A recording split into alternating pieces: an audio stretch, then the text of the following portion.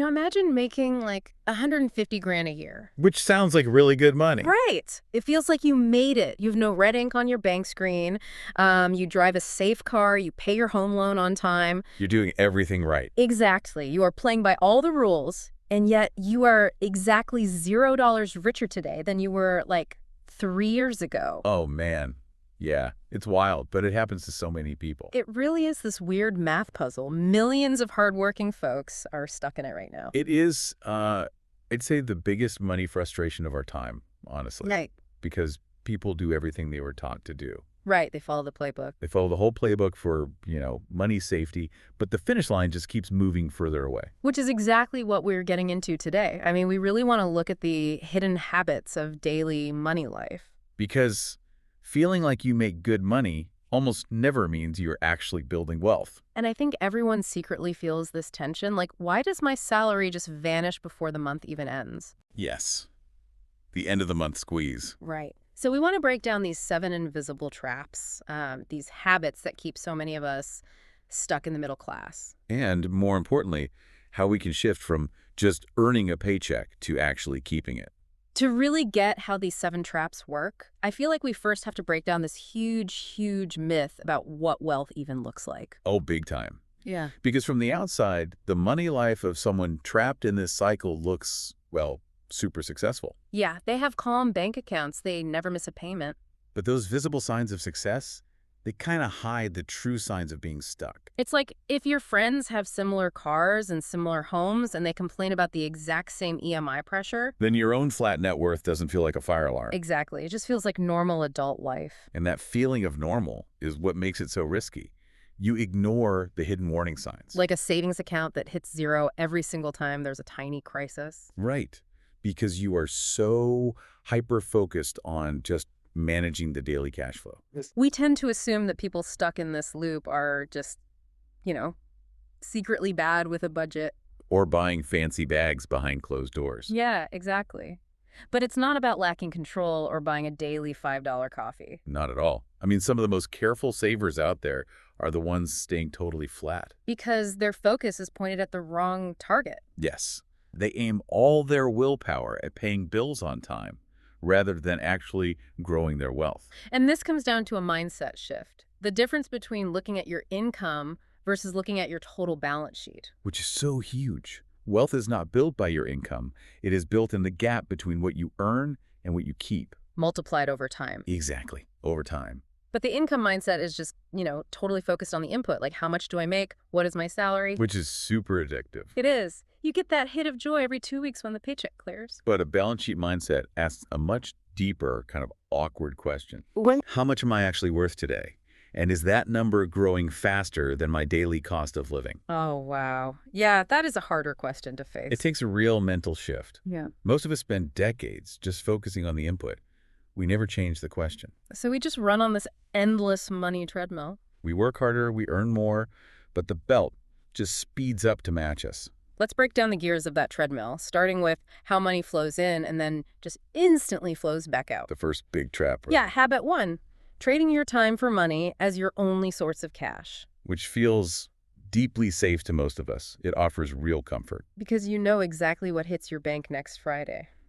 But the hidden flaw is that you're putting a hard cap on your ceiling. Your whole financial future gets stuck behind one boss and the simple limit of hours in a day. You can only work so much before your body just gives up. And because that ceiling is capped, it makes the next trap, let's call it habit 5, super risky. Which is never asking for a raise. Right. Just sitting at the same company doing great work and just hoping the extra money will naturally find you. We get so scared of rocking the boat. We worry that asking for more will make us look greedy or put the steady job at risk. It's the fear of losing what little we have. But staying quiet creates this huge gap over your working life. I mean, think about someone who treats asking for a raise as just a normal, calm part of their career. Compared to someone who hides from it because it feels awkward. The difference in lifetime earnings isn't just a few grand. It is huge, simply because they never reset their starting line. But even when people do face that fear and they get the big raise, they often run right into the biggest trap of all. Oh, habit 2, the silent wealth killer. Lifestyle inflation. Yes, The urge to upgrade your life the exact second a raise A clears. slightly better car, a nicer phone, a bigger apartment. Because in our heads, we feel like we earned a reward for the hard work. I mean, I know a friend, let's call her Sarah. She perfectly shows how this works. Oh, tell me about Sarah. So she's 34, works in marketing, and on paper, she is a star. Never misses a payment, right? Never. No rolling credit card debt at all. The perfect money student. Exactly.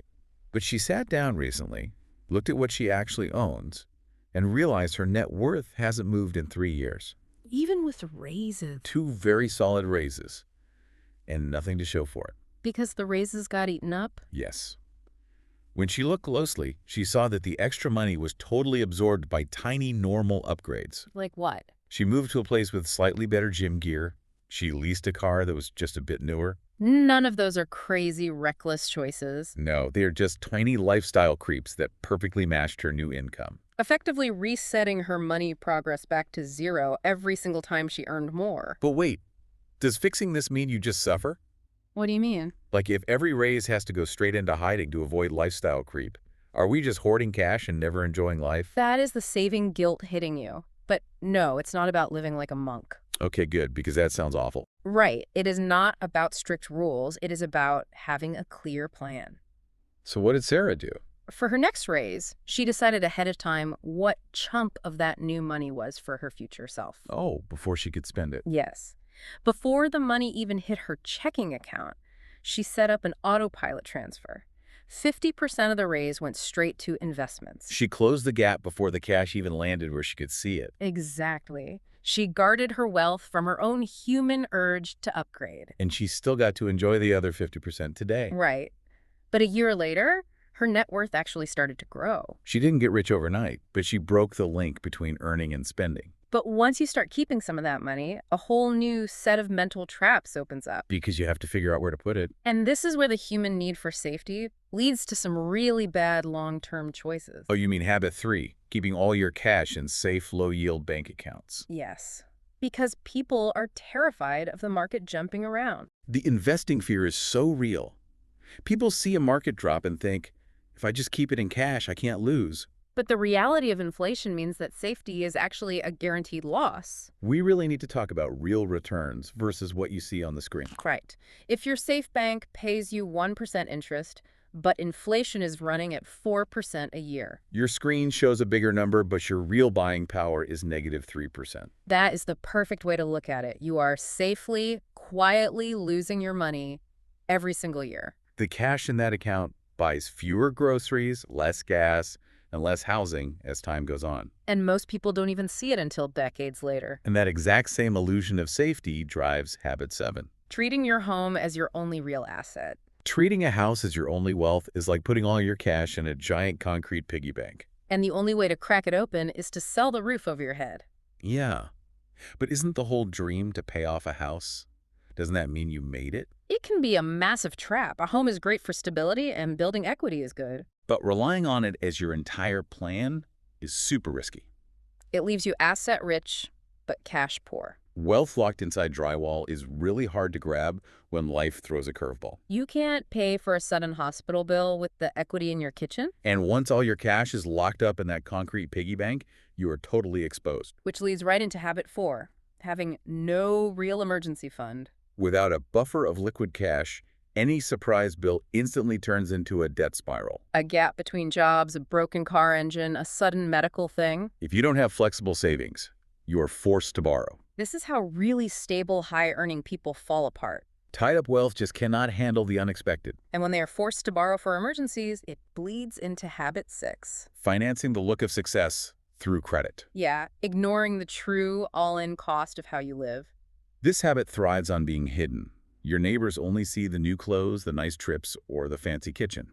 They don't see the rolling credit balance that is quietly bleeding your wealth away to a bank through high interest. People focus on the monthly minimum payment because it feels okay today. Completely blind to how it wrecks their balance sheet long term. I have a friend, Michael, who perfectly ties all these safety illusions together. Tell me about Michael. He's 48, runs a small business. For 20 years, he poured almost every single extra dime he had back into paying down his house. He really believed his home was his ultimate safety net. Totally consumed by the house trap, and as a result, he was stumbling right into the emergency fund trap. He had a chat with a money pro who gave him a really harsh wake-up call. Oh, I bet.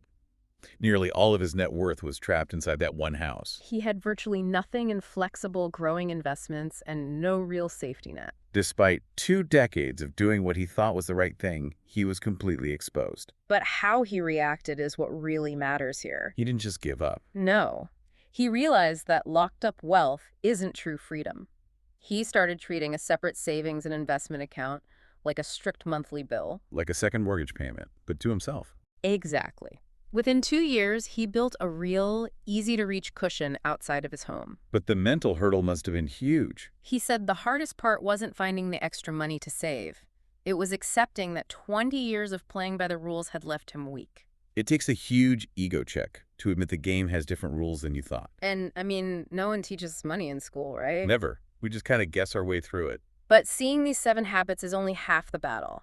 We need to look at how these traps change as we age. Because you can't just rely on super strong willpower every single day. Right. The trap looks very different depending on your life stage. It usually starts in the foundation stage, which is roughly your 20s to mid-30s. This is where the defaults are set. The first credit card, the first apartment upgrade that slightly beats your first real raise. The choices made here, even the tiny ones, will build up in a huge way over the next 30 years. So building that gap between earning and keeping early on is a massive math advantage. But what happens when you hit the pressure stage? Mid-30s to mid-40s, people are juggling a mortgage, kids, maybe old student loans. With all the EMI pressure today, the middle-class trap feels less like active choices and more like sheer survival. You are squeezed from every side. The cost of living is high, and your time is just gone. But waking up to these habits during this stage is vital. Because steering the ship here can still hugely change your path for the next 20 years. And then there is the correction stage, from late 40s to mid-50s. Your earning power is often at its peak. But so is your spending, especially if you have kids in college. And retirement isn't just a vague idea anymore. It is right there. The panic in the correction stage is real, but honestly, it is absolutely not too late. Small, steady changes in how you direct your peak earnings can totally secure your future. You just have to be extremely clear about the gap. So no matter what stage you were in, how do you actually change the direction? Right, without needing to become some math-obsessed money monk. There are 2 highly practical daily steps to redesign your defaults. Step 1. Review one bank or credit card statement line by line, once a month, slowly and totally without judgment. Dropping the judgment is the magic key here. Shame just freezes you. Exactly. If you look at your past spending and just beat yourself up, you will avoid looking at it ever again. You are simply looking at the data to spot the small leaks. The hidden subscriptions, the tiny lifestyle creeps that these traps thrive on. Bringing them out of the dark and seeing them clearly takes away half their power. And step 2 takes that even further. Have one honest money talk with a partner or a support friend every single month. Money is often treated as a deeply private, awkward thing. We hide our reality, even from the people closest to us. But when you talk about these habits out loud and make your goals known to someone else, You hugely improve your odds of sticking with the changes. you stop fighting the default settings all by yourself. I know this young couple in their late 20s who put this exact plan into action. They were feeling that creeping stress of the foundation stage. Yet they felt like they were drowning, even with okay jobs. So they did these steps together. What was the first move? First, they put a small chunk of every paycheck on autopilot, straight into a high-yield savings account. Beautiful, taking the choice out of their hands. Then, they promised to build a liquid starter emergency fund before they let themselves upgrade their rental. Guarding against the lifestyle creep. Finally, they actively researched and asked for raises at their jobs instead of passively waiting for an annual review. And what happened? Within a year and a half, their entire money reality shifted. I bet their stress levels plummeted. Massively. And the cool part is, their top-line income hadn't even changed that much. What changed was the internal engine of their household. The gap between what they earned and what they kept finally started working for them. Rather than being eaten by lifestyle inflation. That is the most relieving part of all of this. Fixing your future does not mean changing who you are. You don't have to suddenly love math. No, it is just about resetting your defaults. Setting up an auto transfer on payday is a one-time choice, You decide once, and the system does the heavy lifting for the rest of the year. completely bypassing the need for daily willpower. Defaults run our behavior way more than we like to admit. If you make the wealth-building choices automatic, whether that's diverting a raise, funding a safety net, or buying flexible assets, you stop relying on discipline. You naturally step out of the income mindset and start putting real heavy weight on your balance sheet. It is about moving away from the shiny illusion of just looking at your paycheck. Taking back control of the quiet, unseen choices that shape what you actually get to keep. If you feel like you are on that treadmill where the speed keeps going up but the view never changes. Fixing even just one of these 7 habits can help you finally step off. Feeling stuck is not a personal failure. It is the natural result of playing by society's rules, which are designed to keep you comfy but not wealthy. Change the rules, change the defaults, and you completely change your path. Which brings me to a final thought I want to leave you with today. Something to really chew on. Okay, let's hear it. We've established that true wealth is found in the gap between what you earn and what you keep. Right. And we know that lifestyle creep naturally eats up your raises if you don't actively protect that new money. For sure. But what about your time? Oh, wow. Think about your own daily life. When you gain a little extra free time or energy in your week, Like a huge project at work finally wraps up. or a draining social thing ends, do you immediately inflate your schedule? Do you instantly fill up that new free time with fresh stress, new tasks, and more chores? Exactly. Maybe this balance sheet mindset isn't just the secret to keeping your money. It might be the exact same formula for keeping your peace of mind. True freedom comes from protecting the gap between the energy you have and the energy you give away. Guarding the gap. These thoughts, these questions, they don't have to stop here. Money Geeks has many more podcasts and videos just like this one. Subscribe to the channel and explore other episodes. They all flow the same honest way. If this podcast felt genuinely useful to you, share it with even one person in your life. That one share can bring a real change in someone's life, and it helps Money Geeks reach more people who truly need this. If this brought you real value, look for the Join button right next to the Money Geeks logo below this video. Click it and become a member of the Money Support Circle. Your support helps honest money awareness reach thousands who are silently struggling. Money Geeks moves forward because of you. Thank you so much from the heart for being here.